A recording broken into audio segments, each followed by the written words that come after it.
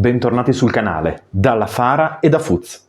Oggi affrontiamo uno di quei temi che richiedono il supporto morale della mia vecchia Church Warden, ovvero Romani e Longobardi, il loro rapporto fra VI, VII e VIII secolo e la visione di questo rapporto nella storiografia italiana.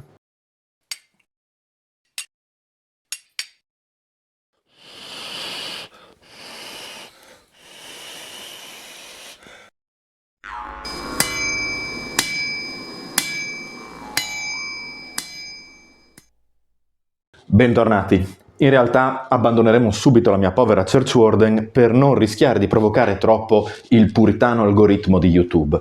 Ma sicuramente il tema che affronteremo oggi è uno di quei temi che, citando Luca Bizzarri e il suo podcast Non hanno un amico, rischia di essere un merdone.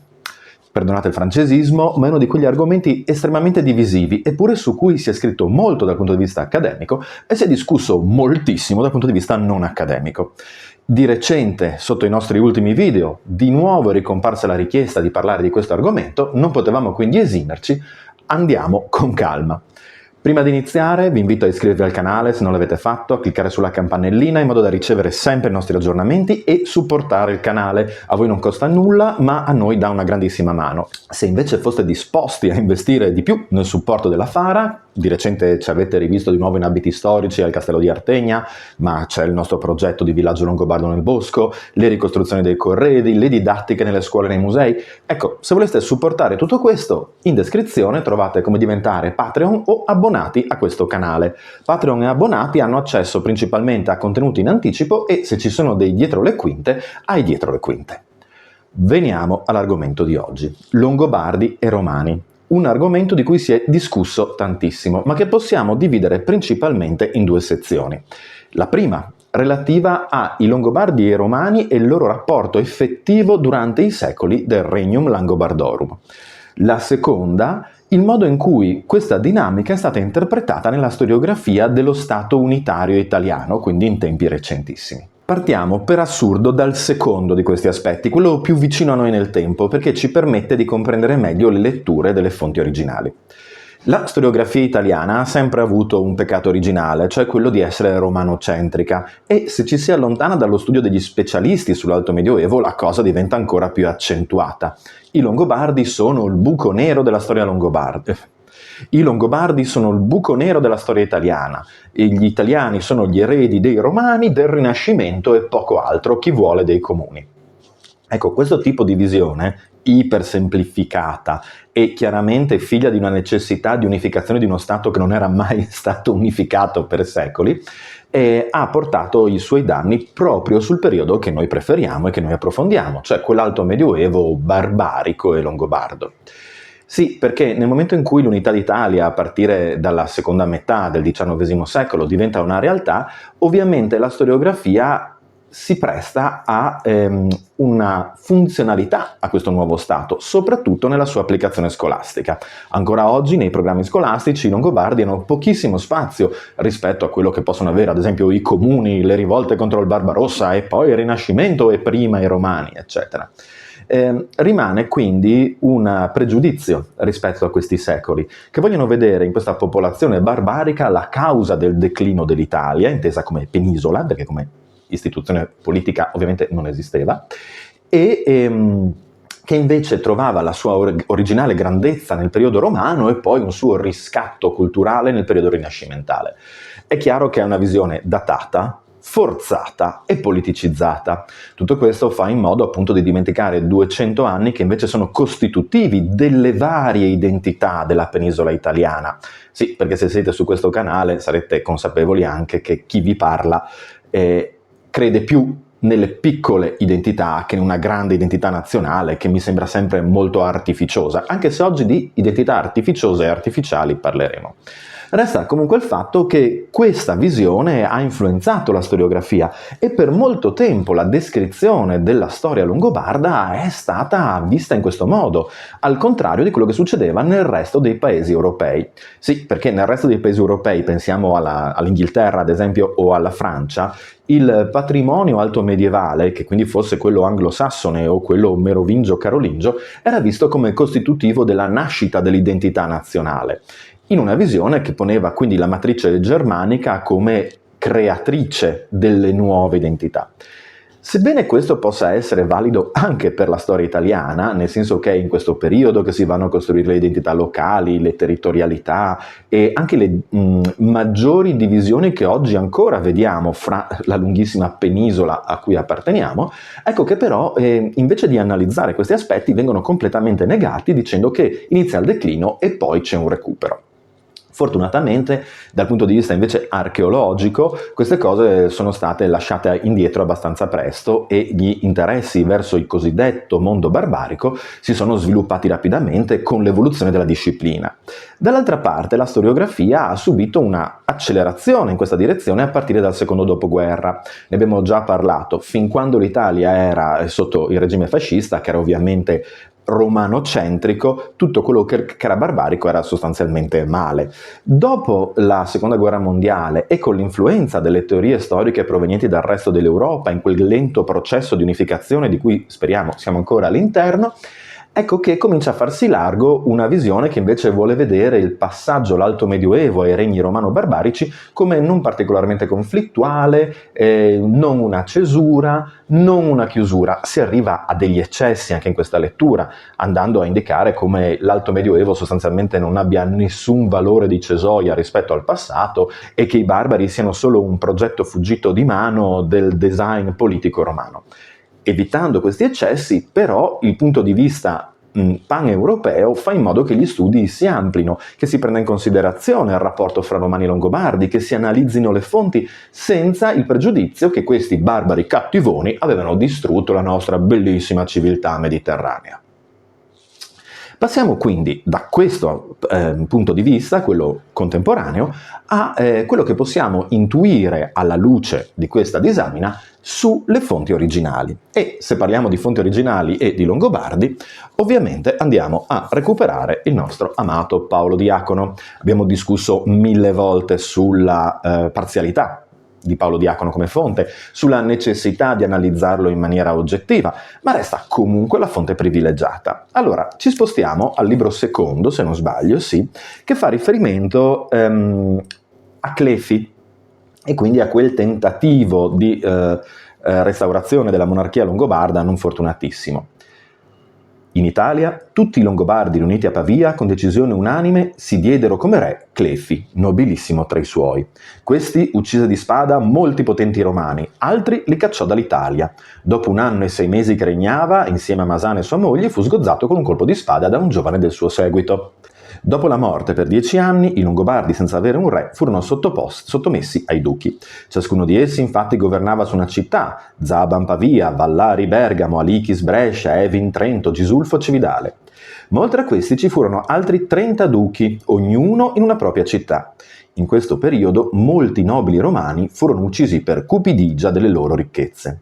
Gli altri, spartiti fra i conquistatori, furono fatti tributari perché pagassero ai Longobardi la terza parte dei loro raccolti. In questa descrizione possiamo osservare quindi un'invasione, un approccio violento alla gestione del territorio, ma ne siamo così sicuri? Gli storici come Stefano Gasparri, ad esempio, tendono a sottolineare come in realtà questa cesoia, questa cesura, questo momento traumatico non sia così vivido negli altri dati storiografici.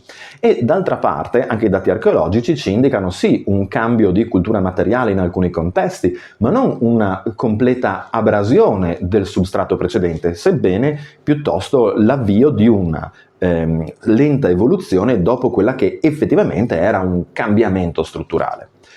Secondo molti degli storici, il momento di vero declino della penisola italica non va ricercato nell'arrivo dei Longobardi, ma va ricercato nelle cosiddette guerre greco-gotiche, cioè nei lunghissimi conflitti che impegnarono Bisanzio, quindi i romani, se volete, però probabilmente visti dalla popolazione più come greci, anche per l'idioma che utilizzavano, contro i Goti, cioè questa popolazione, certo, germanica, che però aveva gestito la penisola italica mantenendola all'interno dei sistemi di funzionamento dell'antico impero romano. Questi decenni di lotta, l'impoverimento e in più la crisi generale del Mediterraneo fra VI e VII secolo sembrerebbero essere all'origine del vero declino della penisola italica, sia a livello demografico che commerciale, e quindi un declino tutto causato all'interno di due fenomeni quasi squisitamente romani, cioè l'impero romano d'Oriente e questi federati goti che da tanti secoli ormai erano parte dell'esercito romano. L'arrivo dei Longobardi quindi è un arrivo in una situazione già desolata e già depressa. Quello che spesso molti storici e divulgatori sottolineano è come probabilmente l'accoglienza della popolazione locale verso i Longobardi dovesse essere vista su due piani, cioè quello della popolazione comune e quella del cosiddetto censo senatorio o di quello che ne restava. La popolazione comune probabilmente non doveva essere particolarmente ostile a questi nuovi padroni, intanto perché i padroni sono padroni e quindi cambiano e si susseguono, e poi perché, come ad esempio il professor Barbero cita spesso, erano pessimi nel riscuotere le tasse. Quindi dopo un periodo di guerre, carestie, pestilenze e di tassazione molto fiscale e rigida come quella del mondo bizantino, ecco che la libertà derivante da una gestione meno efficiente, ma anche frutto di un altro modo di vedere il regno che doveva essere propria del mondo longobardo, probabilmente doveva avere una certa accoglienza positiva nel popolo in senso lato. Cosa differente doveva essere il rapporto con l'élite. Abbiamo letto nel passaggio come si faccia riferimento all'uccisione, all'allontanamento di alcuni nobili romani, non sappiamo quanti ne fossero restati in realtà nel nord Italia, perché ricordiamo che quando noi parliamo della conquista longobarda dei primi periodi ci concentriamo soprattutto sulla Langobardia Maior, quindi sul nord Italia, dove già da tempo il censo senatorio era andato in declino, anche perché caratterizzato da una ricchezza terriera che in realtà lo portava a preferire i territori dell'impero d'Oriente o quelli del sud Italia, più controllati dal mondo bizantino e anche probabilmente, come era stato nelle epoche precedenti, più redditizi. Quindi non sappiamo quanti fossero questi ricchi romani o quanto ricchi fossero. Il riferimento all'acquisizione di un terzo dei beni farebbe pensare che i Longobardi in un primo momento tentino di instaurare con i locali, con i potentati locali, un rapporto figlio dell'hospitalitas dei federati, cioè si comportano come se fossero in effetti parte esterna dell'esercito romano, che quindi chiede un tributo in terre al territorio in cui si trova a insediarsi. In quest'ottica quindi non saremo di fronte a un'espropriazione totale, cieca, barbara, sanguinolenta e sanguinaria, quanto piuttosto a un tentativo di via di mezzo fra delle visioni che fossero comprensibili a entrambe le popolazioni. Resta poi da definire cosa volesse dire essere Longobardi e cosa volesse dire essere Romani. Gli studi storiografici più approfonditi, quelli appunto di Stefano Gasparri, sono figli di una visione che sull'etnicità è stata decisamente decostruttivista. L'identità delle popolazioni barbariche nell'ottica di questi studiosi è un costrutto recente, artificiale, artificioso, finalizzato a creare un'identità che potesse agglomerare intorno a un leader o a un nucleo di identità della popolazione un exercitus molto vasto. Questa visione, mai completamente accettata dal mondo archeologico e anzi spesso rigettata, ultimamente viene messa in crisi anche nel mondo storiografico proprio dai dati archeologici. Abbiamo già parlato più volte del fatto che le nuove indagini sul DNA dimostrano come le prime generazioni longobarde, tanto in Pannonia, quindi le ultime della migrazione, e le prime in Italia, tendano a prediligere matrimoni fra membri della comunità migrante, non si mischino con gli autoctoni e all'interno anche delle necropoli questa separazione fra le popolazioni si riconosce e il nucleo costitutivo, composto in buona parte da popolazioni centro e nord europee, anche se non solo, si mantiene per più generazioni. Questo chiaramente va a indicare che un'identità doveva esserci, veniva riconosciuta e addirittura veniva portata avanti nonostante lo stanziamento in territori magari periferici in un periodo storico in cui le comunicazioni sicuramente non erano facili. Questo non vuol dire che poi progressivamente non ci sia una fusione con le popolazioni locali e si arrivi addirittura alla longobardizzazione della percezione personale di appartenenza. ma probabilmente avviene più tardi, avviene durante quell'VIII secolo in cui ormai i Longobardi si ritengono a casa loro in Italia, avviene in quel momento in cui iniziano i matrimoni misti, inizia la condivisione e inizia anche probabilmente, certo, una parziale longobardizzazione di quei censi romani sopravvissuti che, riconoscendo il fatto che ormai in questa società i ricchi e i potenti sono i Longobardi, non hanno problemi a diventare Longobardi. Il discrimine è chiaramente non eccedere in questa lettura e applicarla ai primissimi tempi. In secondo luogo c'è da definire appunto cosa si intendesse per romani. Noi non ne siamo così sicuri. Gli scritti dell'epoca fanno riferimento ai romani quasi sempre riferendosi ai bizantini, come li chiameremo noi oggi, e non tanto alla popolazione locale. E siamo sicuri che nell'Italia della fine del VI secolo la popolazione locale, ad esempio del Friuli e della Valle d'Aosta, per restare nel nord, avessero la sensazione di essere parte ancora di un'identità? Noi non possiamo saperlo. Sappiamo che in quegli anni compaiono le prime definizioni di identità locali. Se pensiamo alla Langobardia Maior, divisa fra Neustria a ovest e Austria a est, è in quegli anni che cominciano a essere definiti gli abitanti del Ducato del Friuli, quello più importante per l'est, come Foro Iuliensis, cioè di Forum Iuli, cioè di Cividale, cioè del Friuli. Siamo in un periodo di grandi definizioni dell'identità e probabilmente anche di cambiamenti molto repentini. Resta comunque il fatto che al loro arrivo sicuramente Longobardi e Romani percepivano se stessi e gli altri come diversi, e deve rimanere così abbastanza a lungo se i dati genetici ce lo mostrano in diverse generazioni nelle sepolture. D'altra parte non dobbiamo pensare che appunto una popolazione comunque minoritaria come quella del nuovo ceto dirigente, quello longobardo, potesse permettersi di passare a fil di spada a tutti gli autoctoni, né che lo volesse. Ricordiamo che il tentativo di mantenere in piedi un'istituzione statale passa attraverso lo sfruttamento della burocrazia, e i Longobardi probabilmente non sapevano gestire la burocrazia, e quindi dovevano chiedere a questi romani acculturati, romani ricchi, romani di un censo medio, magari non altissimo, un po' perché fuggiti, un po' perché passati a fil di spada, un po' perché figli del loro tempo e non più figli della tardo antichità, e quindi a loro volta meno preparati, meno colti dei loro antenati di magari 2 o 3 generazioni prima. È facile quindi definire quale fosse il rapporto fra Romani e Longobardi? No. È lineare la sua evoluzione? Nemmeno. Molto probabilmente ci troviamo di fronte a diversi strati di rapporti. Il popolo rispetto ai nuovi dominatori, i proprietari terrieri romani rispetto ai nuovi dominatori, il mondo della corte regia rispetto all'amministrazione agraria. E un piccolo centro abitato doveva avere una gestione della comunità e dell'identità molto diverso da quello che poteva capitare ad esempio in una grande città. Ricordiamo che le città comunque non decadono completamente, anzi i Longobardi si stanziano in una parte, spesso la monumentalizzano, pur scegliendo una parte separata, spesso lontana da quello che era il centro precedente della città romana, a indicare di nuovo una certa divisione fra i due censi, ma non l'espulsione dalla città degli autoctoni e lo stanziamento dei solo alloctoni, come tendono a definirli gli archeologi. Siamo quindi in un contesto complesso, affascinante, e in cui si comincia a delineare veramente quello che sarà il primo tassello delle varie identità della penisola italiana.